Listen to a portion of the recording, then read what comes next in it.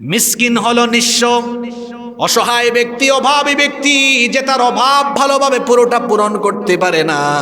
মিসকিনকে আপনি খাবার দিবেন, খাবার দিতে উৎসাহিত করবেন। মিসকিনকে খাবার দিয়ে আপনি মিসকিনের প্রতি দয়া করবেন না, বরং আপনার সম্পদের ভেতরে মিসকিনের হক যিনি রেখে দিয়েছেন, গলার আওয়াজ বড় করে বলেন তিনি কি? এজন্য আল্লাহ বলেছেন, ওয়াফি আমওয়ালিহিম হাক্কুল লিসসাইলি ওয়াল মাহরুম।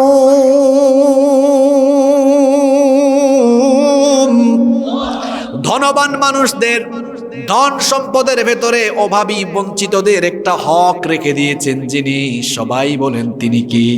আল্লাহ বলছেন তাদের হক তাদেরকে দাও, নিজে শুধু পেট ভরে খেও না। তোমার ডানে বামে সামনে পিছনে চতুর্দিকে এতিম মিসকিনের দিকে তাকাও, অভাবী ও সহায়দের দিকে তাকাও। পরকাল অবিশ্বাসী লোকেরা